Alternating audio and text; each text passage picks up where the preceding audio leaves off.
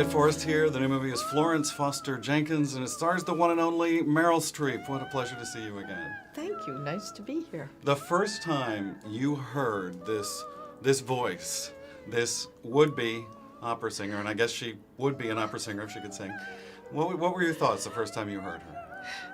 The first time I heard her was I was in a play in drama school.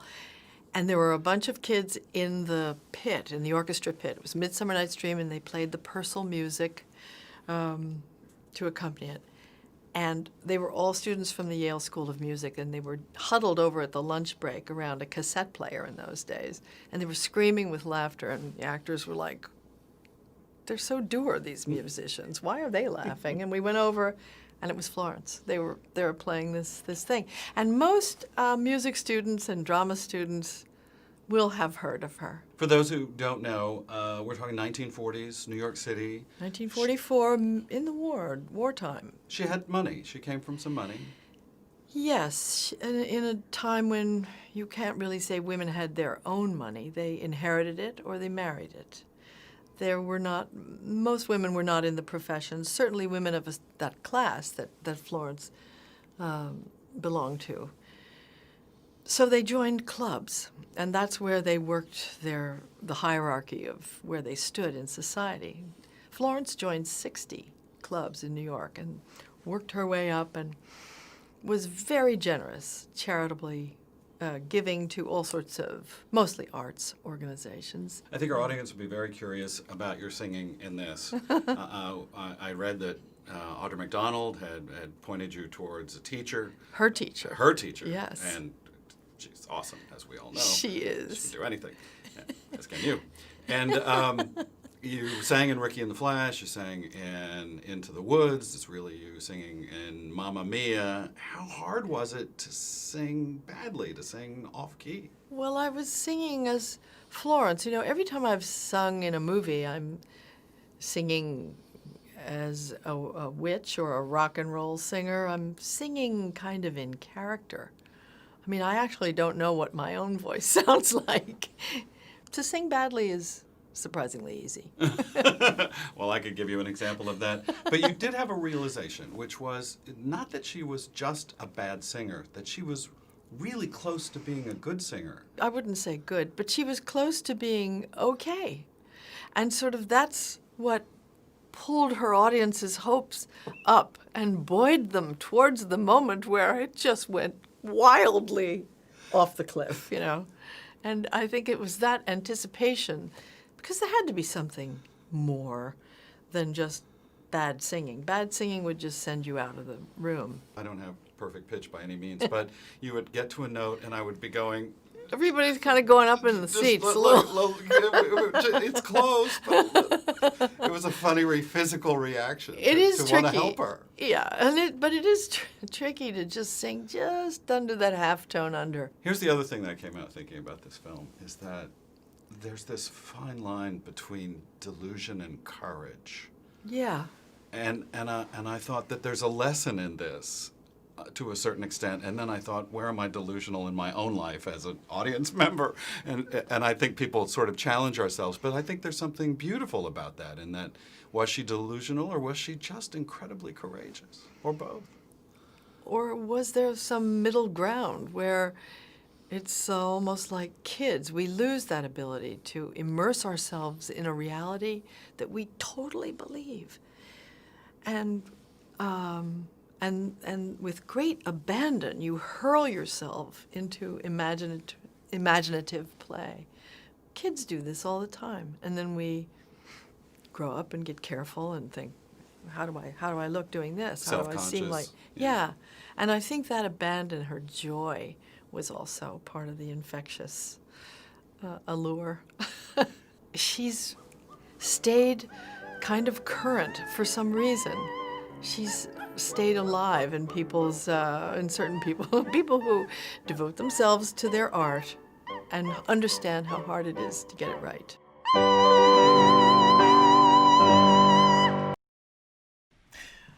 And we're here with one of America's leading broadcasters, Elliott Forrest, and we're discussing innovation. And when you first came to New York, what was the scene like? And What was it like being a young professional jumping into the big city?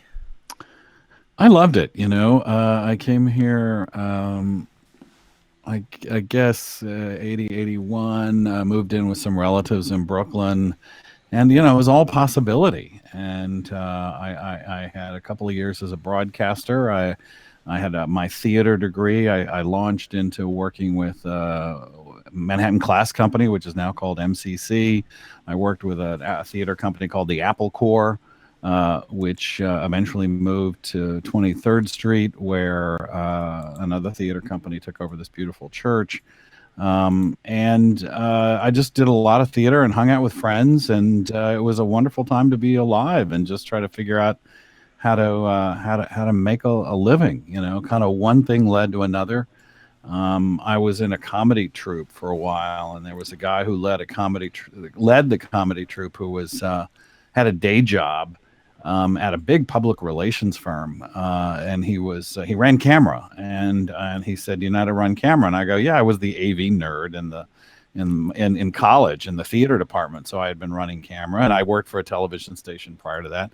So he goes, "I can't do the gig today. They'll pay you. Just go run camera." And so I showed up at one of the largest, it was Hill and Knowlton, one of the largest PR firms in New York, and they had a television studio that didn't broadcast anywhere. And I found myself in the strange world of media training, where they were daily, every day there was a new group of people that came in that were being taught how to be on 60 Minutes and Good Morning America. And I was just a fly on the wall behind the camera. But the guys took to me, and I was young, and they said, "Go buy some more suits. You're going to do some media training too." So it launched a on and off 30-year career as a media trainer.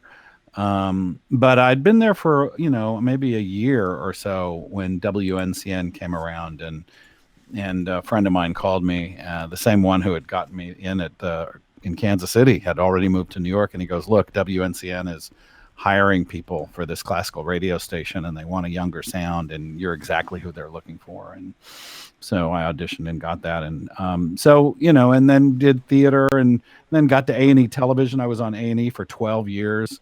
Hosting TV. Just sort of bouncing around different things that, around show business, whether it was radio or television or theater. And, here it is, so many decades later. And just the fact that I have made a living in the arts, I'm done. It's like I'm extremely grateful that I can say that. And it's been extremely rewarding. How has your broadcasting career fed your production and directing career?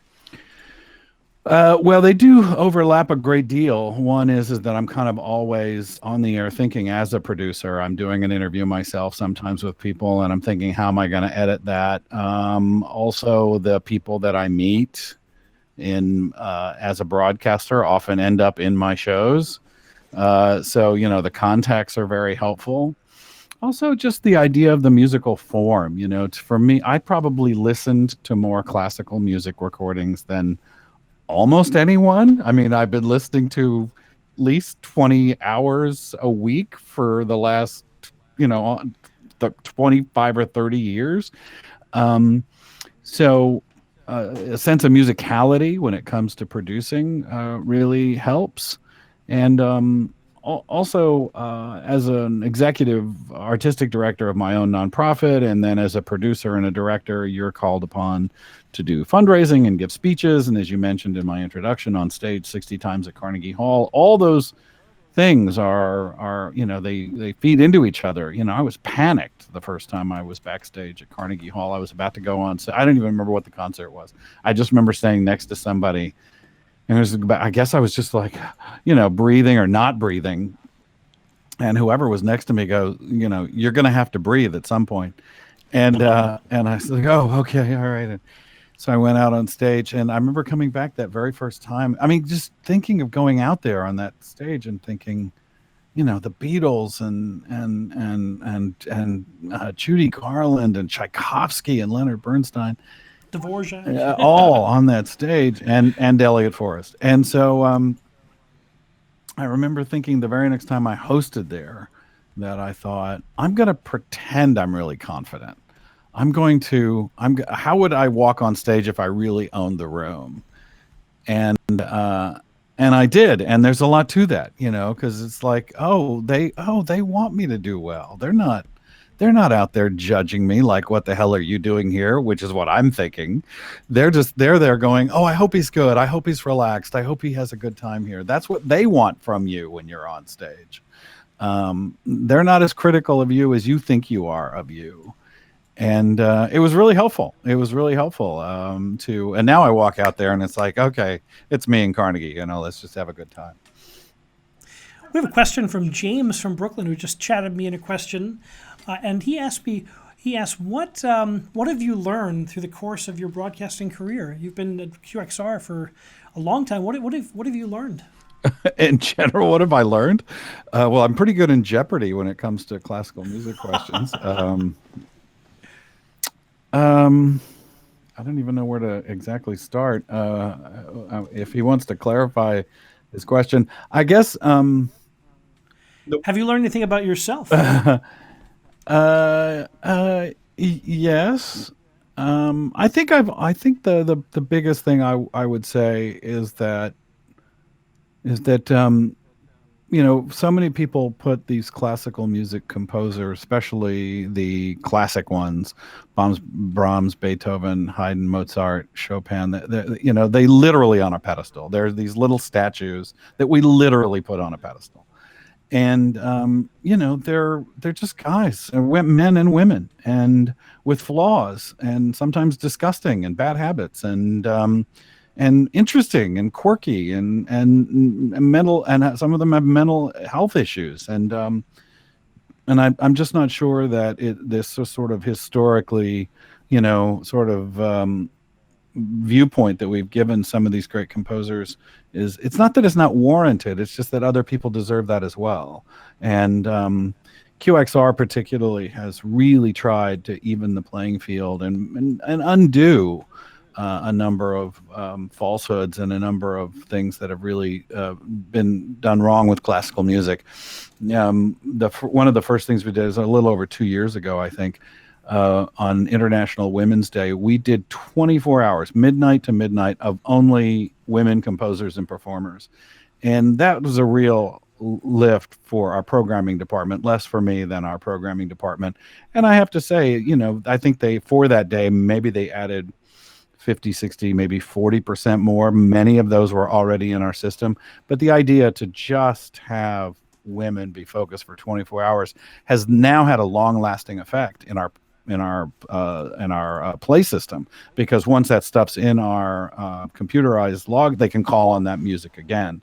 And the same thing this last Juneteenth, for the first time, and I think the only time, any classical radio station played 24 hours of only people of color from midnight to midnight, either composers or performers of color.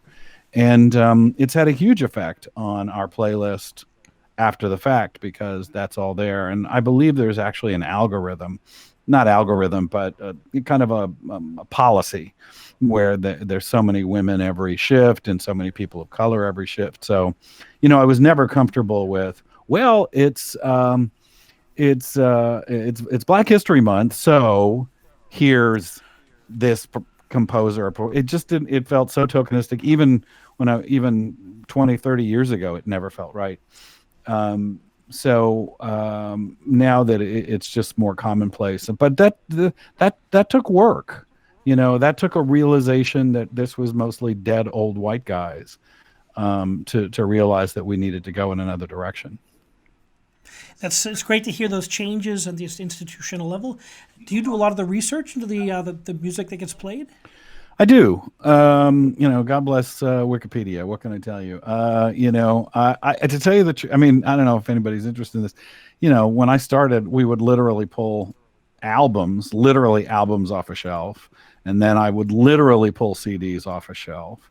And now it's all on a hard drive, and I never see the CD cases. And to a certain extent, this is such a small little thing that only radio broadcasters can appreciate. But, broadcasters of 5, 10, 15, 20, 30 years ago would write notes literally on the album. And you could see, this oral history of a sorts by album cover oh, Lloyd Moss wrote this, just, the liner notes are wrong here. It was 46, not 47. There was it was being annotated in real time by other announcers. That just can't happen anymore. That's just, I don't even see the CD covers, much less the album covers. So, but where you don't have that, we have Wikipedia and All Music and all these other great resources and liner notes from every symphony orchestra that ever presented this music. So, my job on the radio on WQXR, I think, is to try to present the music in a number of different ways and to try to mix it up a little bit. I try to do a little heart. I try to do a little humor. There's always just interesting. Oh, that was interesting. That's good. But if I can introduce heart and humor and some story and some personality, sometimes it's about the composer, sometimes it's about the music, sometimes it's about the performer. So I try to look at each piece of music that I'm given going in or out. And sometimes, I'm sorry, there's nothing interesting to say about Telemann. I'll just say that right out. So sometimes it's like, here's more music, and then you move on. It's amazing. You've taught and guided so many people through classical music. Maybe probably a generation or two generations of classical music. People know your voice, and you're their guide through this. Well, they should do their own research. Is all I'm saying. I'm not sure I've gotten it 100% right. Yeah. So what other changes have you seen in the musical landscape besides it's wonderful to see the inclusion? I think it's so healthy for Western classical music to have these infusions, to have these wonderful new voices added to the canon. But what other changes have you seen in the classical music landscape in your time on the job? Well, I think the funniest thing for me has always been when this Kansas City radio station that I was on in 79 or 80, I was brand new. I really felt like a poser. I didn't really know the world that much at all. I was on a classical station. I had to go buy a fancy suit because even, then and now it's like fancy people and rich people. And I just never really felt like I belonged. And you started to hear then, the graying of the audience. And it's like, I have now heard that for 40 years. And what I have seen is two things. One is that people tend to come to classical music later in life. It's just something I've seen it repeated over and over again. It's somehow when you're obviously 10, 11, 12, and you come out of either, what other children's music is around at your time, whether it's Barney or Raffi, you're coming out of that and you're coming into pop music. The pop music of the day is designed to speak to you. For me, it was the music of the 70s. For other people, it was either 60s or 80s, 90s, or wherever you happen to be. And then at some point, when you've heard those tunes that are so important to you, so integral to your adolescence, and you've heard it for 10 or 15 or 20 or 25 years, you kind of go, yeah, it reminds me, and I really love that. But then all of a sudden you hear the New World Symphony, or you hear the Toccata and Fugue in D minor, or you hear Appalachian Spring. And I love this because people will come to me and go, have you really ever heard the New World? It's like, yeah, I have. Yeah, it's good. And people find it. And that because they find it later in life, because I've been doing this for a while, I've determined we always have new old people. We have new old people every day. There's more and more new old people every day. So they tend to find this music, and it continues to be along. Having said that, what I have actually seen too, because I'm on the board of the New York Youth Symphony, which plays at Carnegie Hall, or did before the pandemic and will again, and those kids are between the ages of 12 and 20, and they're really good. This is about being a good player, not about having money because there's scholarships available. It's about being a good player. Is that the level of playing of younger people, I think, is getting better and better.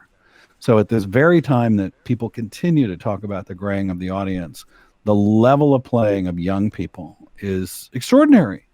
I will be hosting once again for the 5th time the Avery Fisher Career Grant winners, these young players. There'll be 5 people announced. I don't think I can reveal the names. I don't think it's out yet. But I think it's in March. We'll be announcing those Avery Fisher Career Grant winners. And they're in their 20s for the most part, some teenagers. Just a sample of the great playing that's out there. So I'm very encouraged. Yeah, there are more people in conservatory now than there's ever been in the history of Western music. So Wow. that's really fascinating. Wow, Too. I didn't know that. And as a university professor, I teach a course. One of my courses I teach is just a Western music introduction for non-majors. We call it music and civilization. And I just love to. Most of my students, they fall in love with rap and pop music. They come into class with noticed 37 people who've maybe never listened to a classical recording or seen a live concert before. In fact, I would say I asked them. Very few of, so maybe 10% have been to a live classical event before. And in the end, pre-COVID, they had to go to a concert. And I'm always amazed to see how, it's just like introduction to jazz. And, it takes time. It takes a little bit of understanding. And I think as people get older, they look for that new meaning. And they look for that, and they discover that this is something they can love. And it's something new. Right. There's something deep and powerful about it. It's like sometimes I'll use the phrase, here's new classical music, meaning the composer's living. And, there's something about the test of time. It's like, will we be listening to the same Britney Spears song that we heard 30 years ago or 20 years ago again? Probably not. But the Beatles last and Beethoven lasts. And, it's now 50 years past some of those Beatle tunes and we're still around. So, there's something to be said about being around for a long time and enduring and speaking to different generations. And then, there is the story aspect of it too. And it's not the most important thing. I think music affects people on a visceral level, and it can be any interpretation that they want. But to really think about Beethoven going deaf during his second symphony, and then he wrote 7 more, and to think about that ninth symphony is like, he probably never heard it. He heard it in his head, which I can't even pretend to fathom. I can't even. And he was hybridizing the genres between the cantata and the symphony, and the more he withdrew into himself, the more his music experimented, and the more storytelling narrative he would plug into there. It's amazing. It never ceases to amaze me as a musician to watch these pieces unfold. 250 years ago. When you calculate how many concerts were canceled on the Beethoven theme, it's truly mind-boggling this year. Right, I know. It was a bad year. It was a bad year for a pandemic. It's never a good year for a pandemic, but it was a bad year for a pandemic. Yeah.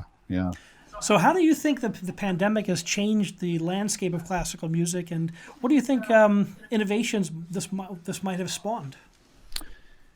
Michael Dorff, who owns City Winery and ran the Knitting Factory forever, early in the pandemic wrote an article. It didn't have any answers, but he had a lot of questions, which was, we're going to have a new paradigm. And he was thinking of the live music scene regarding his world, which was, I've actually hosted classical music at City Winery, but his is mostly folk music and rock music. And he goes, there's going to have to be a new paradigm. And the new paradigm is going to have to be the rents for the venues, the amount of money the artists get paid, and the ticket prices. It will be union regulations as well. So I believe, and look, it's already happening. People are they're trying to renegotiate the union contracts at all the orchestras and at the Metropolitan Opera, and I'm pretty certain that Broadway will be not far behind. So I think that there's just going to be, at least in the short term, there's going to be a bit of a new paradigm regarding how budgets are worked out and how things are brought to the stage. I also think that there'll be a tale of digital online stuff even once the pandemic is mostly over. I think there'll be they're all set up for it, so why not continue to do live stream of concerts? Maybe you're paying $60 to go hear something in person, but you're paying $15 to watch it from home on multiple cameras. I think that part of it will continue.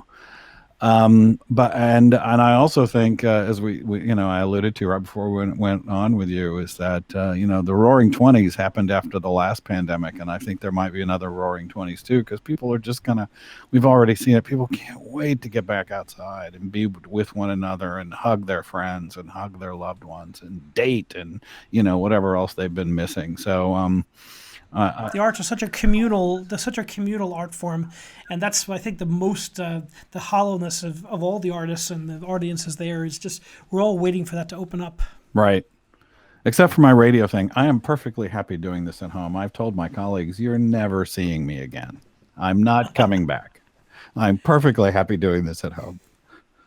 And the commute is probably much better. Just I used to. a couple rooms over. I've been telling people I used to commute an hour and a half to sit in a room by myself, and then commute an hour and a half again.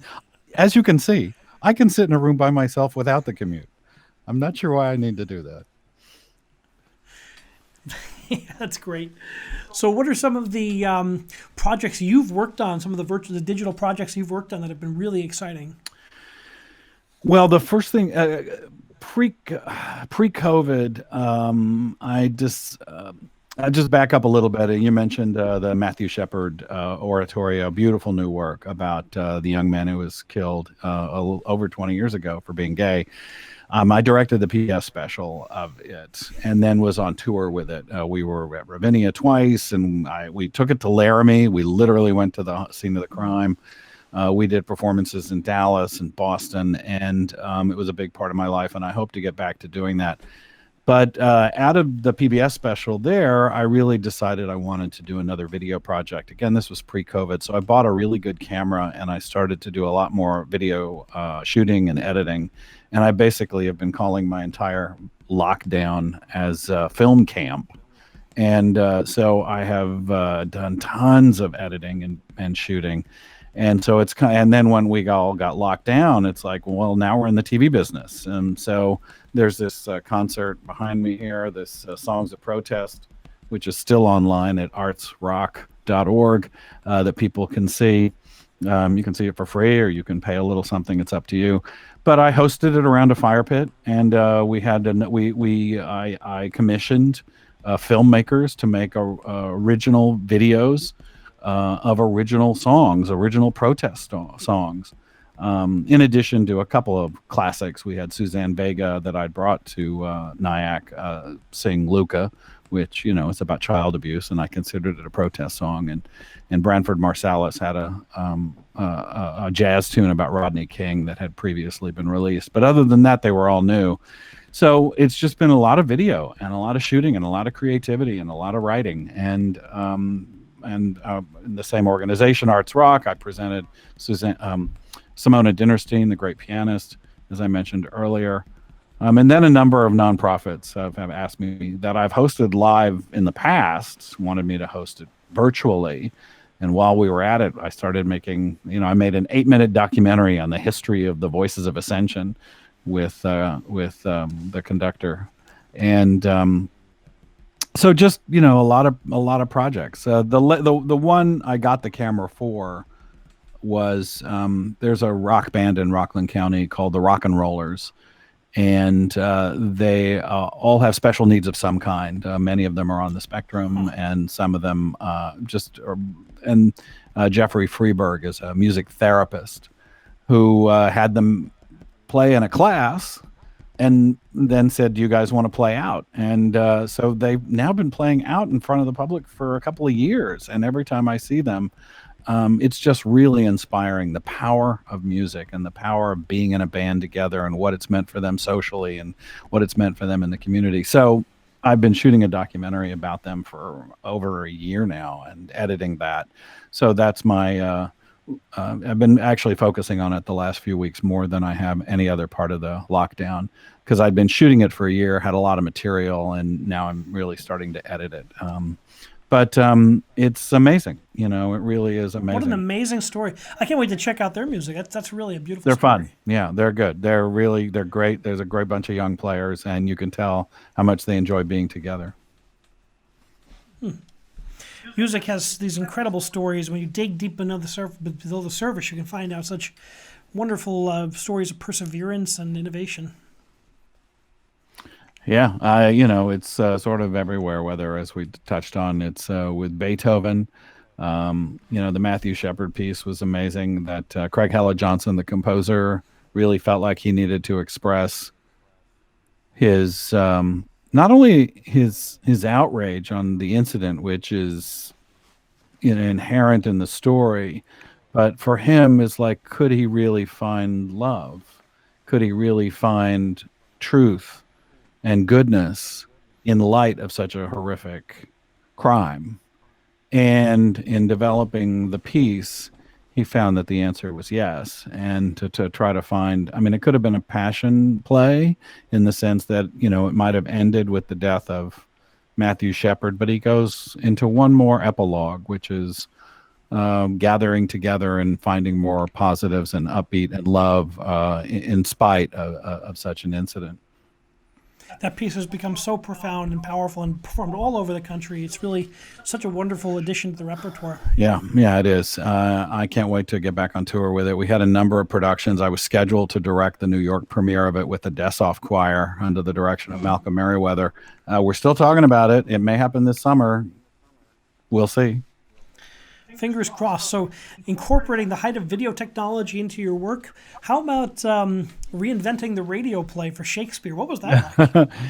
I've always loved radio drama. I actually like doing radio drama on stage. So I like taking it the next step of saying, okay, it's a radio drama, but we're going to watch you do it, which is what I had done with Christmas Carol 6 times in the green space. And then we did it recently, not obviously this year, but last year with the New Haven Symphony, where we've got Fred Newman from Prairie Home Companion doing live sound effects. We've got the members of the New Haven Symphony. Kathleen Turner played Scrooge for me a second time. So I had been doing that, and we've got some new management at New York Public Radio, and WNYC and QXR. Both have a rich history of radio dramas if you go back far enough. And so with the new management, I just made an appointment with them, and I said, this is pre-COVID, I said, are you interested in having this return as part of our portfolio?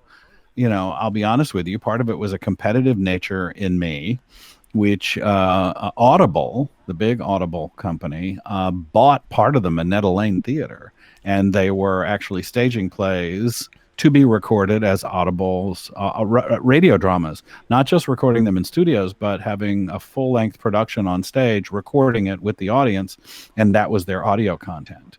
So it's like, hey, Audible's in this business. Do you think we should be in this business too? And they gave me the green light to explore it. And my first stop was a number of theaters, Manhattan Class Company. I went to, I'm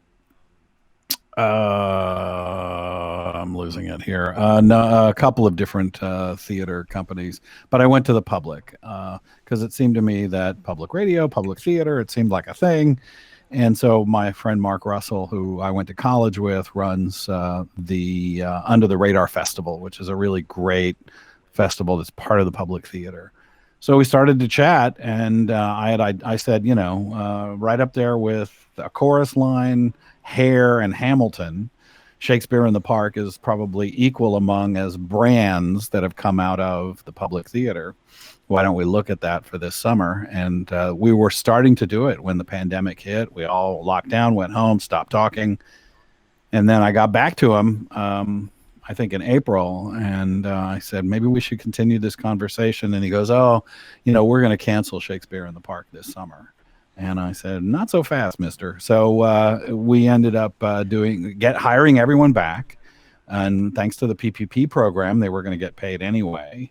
And Sahim Ali is the director. We brought in 26 actors, and we did this. I mean, everyone was home, and they were all sent microphones and recorders and mic stands, and they recorded it on their own, and were taught how to upload it. And so we had an engineer mix it all together with an original score. It's still online. If you type in Richard II at the Public Theater, you can hear all 4 hours of Richard II as a radio drama. And we're going to do more. We're going to continue. I'm continuing to have conversations, and I don't know what will happen, but we're already looking at next summer, which might happen in person, I hope, or it could be a radio drama again. I don't know. We'll see. Well, thank you for saving that project and for giving that innovation and keeping those things alive. It's given such support for so many people, so much beautiful art to people that, it's very easy to cancel things. It's very hard to reimagine them. Right. It is. I think people have been extremely inventive and adapted very quickly to new technologies. I think removing the geography and the synchronous line is really a fascinating thing that I think all performing arts organizations are going to adapt to that in the future. I think it's going to be part of the portfolio moving forward. Yeah, I agree with you. I think so.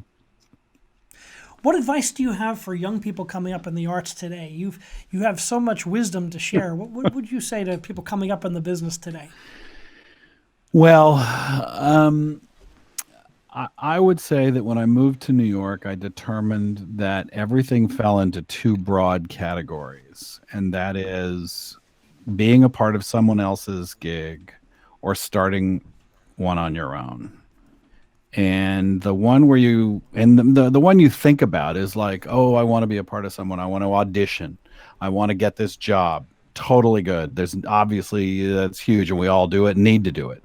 But I realized that I wasn't great with hire me, please have the phone ring, love me, waiting for that. That I have found that the second part of starting your own things, whether it's a theater company or a production or a show or a concert or an organization, has been really gratifying, and and in some cases lucrative. So I like that. I just like to keep that open, because oftentimes people are so focused on take me, hire me, that they don't often think about the entrepreneurial nature of the arts and trying to find something on your own. That would be my biggest piece of advice. Well, sage words, and you've certainly done that in such a high level, and you continue to find such interesting projects and interesting avenues for your creative output. Thank you so much for sharing that today. You're welcome. You're welcome. How can people find out more about your work? Well, I have a website where I try to keep it as updated as possible, and it's, as I say, way too much information about me already.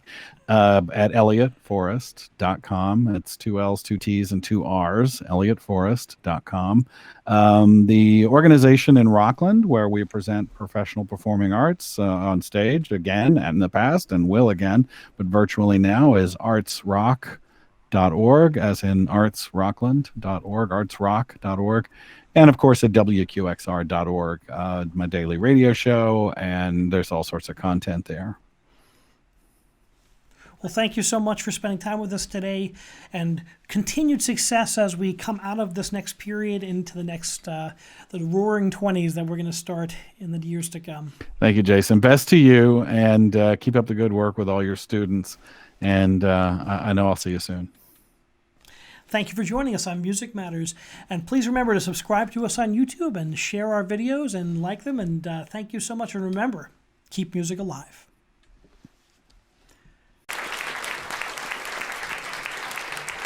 Live from the green space, Melissa Errico and Ryan Silverman, along with musical director and pianist Rob Berman. And it's Happiness.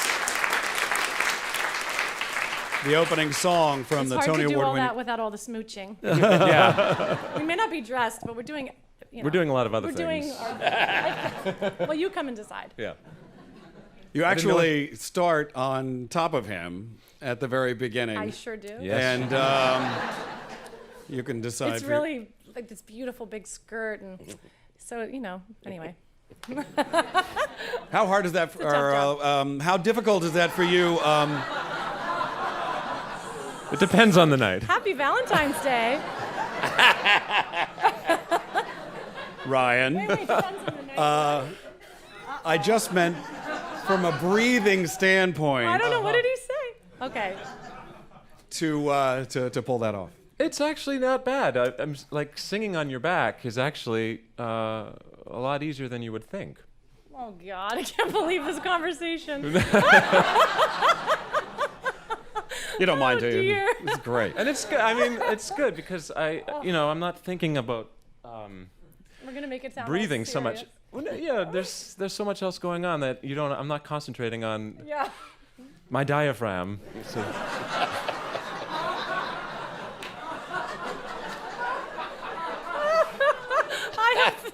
Oh my Mr. God. Sondheim, let me ask you. I don't know how this I'm got concentrating started. on it. I believe Rogers and Hammerstein had this discussion about trying to get love songs into the first act. They did? Yeah, I don't know if you're They did it a lot of times. working it in there. something they, I think, called pretend love song. People will say we're in love. I mean, obviously love happens and it's easier in the second act. I was just curious if any of this, I mean, you start right away with this extreme. Yeah, but I've always liked that kind of theater. One of the reasons I love Strindberg as a playwright is he doesn't give you a chance to get into it. Curtain goes up and people are at each other's throats. You don't even know who they are, and already they are so upset. And that's my idea. Yeah, I love that theater, as opposed to the maid comes on and says, "Yes, yes, Mr. and Mrs. Smith are out for dinner tonight, and yes, they'll be home later. Oh, here they are now." You know, you don't get a chance to get introduced. And you don't get it, and so this is what happens right here, right in the middle of it. I really wanted, I guess I can use the word, I really wanted to open the show with an orgasmic scream and close it with an orgasmic scream when the other lady, and it didn't quite work out because I needed the coda at the end with, I won't tell the audience if they don't know what happens after that. But I wanted again I love to take an audience by the throat right when the curtain goes up, which is like an Into the Woods, Once Upon a Time, and there's this wild crash. You hear Once Upon a Time, you think, now I'm going to get the story, but you get to the word time, and the orchestra comes in and wakes people up. It takes a while when people have come from real life and having drinks and maybe eating or something like that to get them into a show. And if you give them too much time, there's a loginess. So if you can grab them right away, that's what. So I thought it'd be really good to start the piece that way. Well, we're grabbed, and you guys are grabbed right from the beginning as well. You had talked about getting back to your Italian roots with this role, Melissa. Tell us about that. Oh, what should I say about that? I'm Italian. Hey. I just love the play. It's not just about being Italian. It's the whole thing. But does that affect you at all? Well, in my house, all the emotions are big. Well, then it does. I mean, all the emotions are big. There's a lot of, I just was brought up to want a lot, and to want a lot out of every day, and so it's it does feel nice to be in an environment where I can just be myself in some ways, or just feel all those anyway, to work with you. I mean, well, but what's interesting about that everything. Is that you play the coolest of the three principal characters. I mean, I do. Or the cooler of the two women, I should say. I guess which so. Is in a way. Well, ironic. she knows that it can't be. I think Clara has an awareness that there is an emptiness in Clara. She's not an unhappy person. I mean, my dress is beautiful. My life is probably absolutely beautiful in some ways, but the husband isn't. It's just Giorgio she's a mother, and there's a fantasy and a hole in her life in some ways that. She can fulfill, but I think she knows that it's not possible. Well, in Italy in the 19th way, century, it was everything was very proper. I mean, it's pretty daring of her as it is, correct? Yes, it's Victorian, for lack of a better word. So she's a little outrageous in that way, but she doesn't throw everything aside, and she does have a child and all the other responsibilities. So she can't live completely by her instincts, her primitive side, her passion. Could you both talk briefly, to pretend he's not here, about the challenges of Sondheim's music? The word is key signatures and that sort of thing are often difficult and a challenge. Is it a challenge for you? Yeah, it is. But it's, what I loved about this rehearsal process was there was repetition. And it's just through repetition that it just sort of sinks into your body, and then you get it. You look at the page and you go, oh my Lord, I don't know if I'm going to get that. And then you just do it, and then it sort of just ends up making sense. You know what I mean? I mean, we've been known to have these love scenes where I'm tapping on his back at the same time. Yeah, just to make there are sure. challenges, interesting challenges with this show, because we don't actually see Rob, so we don't have someone, or we don't have a monitor, so we really have to know it here and in here. Also, there are not a lot of what they call vamps. There are not a lot of heavy rhythmic accompaniment so you can count 1 and 2 and 3 and 4. It's very, again, rhapsodic. So Yeah, it makes it yeah. very difficult for them. If I may, there's one thing about your music which is so sorrowful. If you actually get the entrances where they're written, your heart breaks for a second. You go, oh my God! And of course, you sat down and chose those placements. So you really have to count so carefully, and they hit you so hard when you learn them right. And Rob, is it the same for you as well, leading the band up there? Yeah, it is. It's interesting because let me just also mention that it's a 9-piece new orchestration by Jonathan Tunick. The original production was, I think, 15 pieces. But we're up in a loft, visible to most of the audience. You can see us up there. But as Ryan mentioned, I'm not in a pit in front of them, able to cue them, conduct them, the actors. So from day one of this rehearsal process, we knew that was going to be the case, and I tried to train the actors and teach them the score so they absolutely knew what was happening all the time, what the other people were singing, what the accompaniment was doing, so they really, really understand what's going on. And I think it just has led to the cast really just knowing the music in a deeper way. You were tough. You were good. Thank you, Melissa. What I'd like to do now is bring out the director of this current production. He's won Tony Awards for his productions of Sondheim's Sweeney Todd and Company, directed Roadshow at the Public, also directed plays by Brecht and Chekhov, as well as operas such as Lucia di Lammermoor, Peter Grimes, and more. Please welcome John Doyle.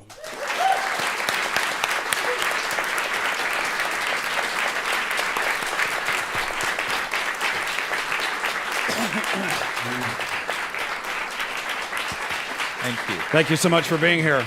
Pleasure. So I heard a story that you actually brought this production to Classic Stage Company. Is that right? Yes, I did. I'd never been to Classic Stage until Mr. Sondheim took me on a date one night. We had a date night, and he said, would you like to go to the theatre? And I said I would, and we went to Classic Stage to see The Three Sisters. And I really liked the space, and I got my people to contact Classic Stage and said, this is the kind of space I like working in. What's the chance? Thinking I would be asked to do a play, to be honest. But they said, would you come and do a musical? And I felt it was important to find a musical that had something classical about its story, really. And that's how Passion came about. Do I have it right that they haven't done musicals They've before? never done a musical. It's their first time in 40 years? 45 years? 45th season, Yeah. I think they're in right now. They've never done a musical. They didn't know where to put the orchestra. I mean, we had to find a space to put the orchestra into. And so we've kind of not only created what's happening on the space itself, but in terms of the actual physical structure of the theatre, we've had to make changes. So they were pushing for a musical as well. They'd never done one, and they thought this would be a good idea. Never done one. Thought this would be a good idea. I think probably thought I might do one of those John Doyle people carrying tuba around things. And I said, look, I don't really want to do that necessarily all the time. So Melissa, do you play the tuba? She plays the flute. No, yes, the flute, isn't That's it? right. There you go. She hasn't played it for me yet, but I'm sure it's going to happen before this runs out. So was there some discussion about them playing the instruments, or that was out from the beginning? That was out from the beginning. Yeah. Yeah. And it's a very intimate space. Talk about working in this particular space. It's the audience is in three-quarter. They're almost all the way around. Well, intimate's such a wonderful thing. I mean, I think it's great for theatre to be in small spaces. I've kind of been raised on it. I ran a theatre in the UK called the Everyman in Liverpool, which was a three-sided space, and has always been I like the round as well, although that's a little trickier for a musical. But I like the three-sided space very much. This makes me think of the Donmar in London. It's got a similar quality to the Donmar. To be so close to the action is wonderful. To feel that the room is filled with the musical sound is great. I mean, there was talk at one point very early on in this process of, should the orchestra be in another room, with the sound piped in? And I said, no, this has got to feel like a total experience where the live music is in the room as well. So it's absolutely great. And once you get used to it, I think for the performers, it's very freeing. It's lovely to sense that we're all breathing the same air at the same time. It's very good. In addition to having some of the actors be the musicians as a hallmark of one of your work, you're also known a little bit for minimalism regarding sets and props and that sort of thing. There's no a big table, which they mime in this production, and beds, or they're on the floor, as we said. Sure. How did that really get started? Well, there's no room, to be honest. I mean, the tables and bed, but if we'd put the table, the bed, and the billiard table on there, there'd be no room for the performers at all. I mean, how did that start? That started a long time ago for me in working in spaces and places that had no resources. And so I got used to the notion of having little. And I think it's become its own curse in a way. I'm just not very good at having anything anymore. So I find, I just keep stripping things away all the time.